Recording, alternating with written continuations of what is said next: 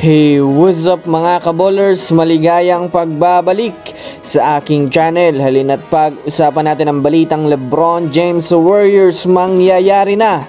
At ang balitang Lakers isinalba ng GSW. Alamin, tara na't pag-usapan natin yan dito sa Basketball Hotshot.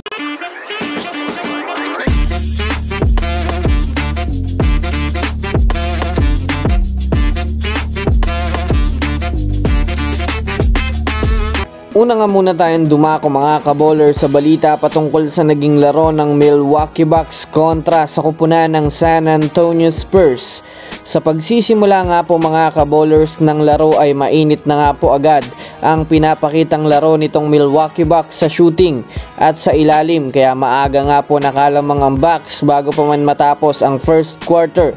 Second quarter nga po mga kaballers nang nagsimula ng maging aggressive ang Spurs sa opensa. Kaya nga po medyo nahabol nila at nakadikit sa kalamangan ng Milwaukee Bucks.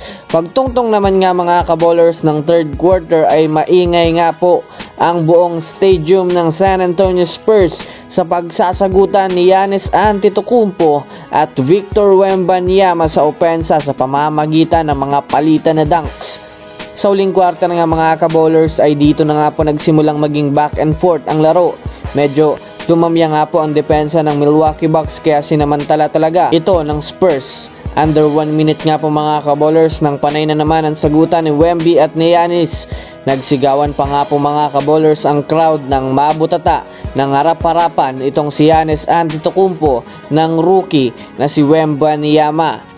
Ngunit sinubukan pa rin nga pong habulin ng Spurs sa huling 3 points, ngunit hindi ito pumasok. Nagtapos nga po mga kaballers ang laro sa score na 125-121 na pinungunahan naman ni Giannis Antetokounmpo sa pagtatala ng 44 points.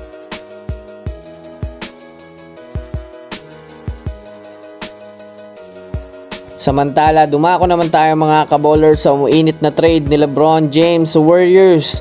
Sa kasalukuyan nga po mga kaballers ay hindi nga po masaya si LeBron James sa kanyang kupunan na Los Angeles Lakers dahil na rin sa nagkakaproblema nga sila sa ngayon. Tumanggi na rin nga po itong si LeBron James magpa-interview kahapon dahil hindi na nga po nito gusto ang nangyayari sa kanilang team. Ayon pa nga po mga kaballers sa mga trade rumors na lumalabas sa ngayon, kapag nga daw nagdesisyon na nga pong umalis itong si LeBron James sa Lakers ay ang pinakamalapit nga na team na maaaring mapuntahan nito ay ang kupunan ng Golden State Warriors. Ito ay dahil na rin mga kaballers sa pangarap nga nitong makakampi si Stephen Curry na sa kasalukuyang nahihirapan naman nga sa kanyang team ngayon.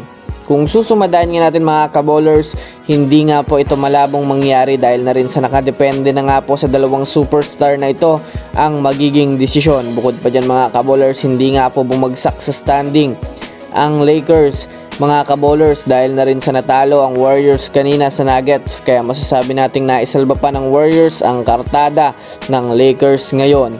So that's it for today's video mga kaballers. Yan lang ating pag-uusapan sa ngayon. Pindutin ang subscribe and hit nyo na rin ang notification bell para sa mga susunod na updates sa mundo ng basketball. Again, this is Basketball Hotshots. Thanks for watching.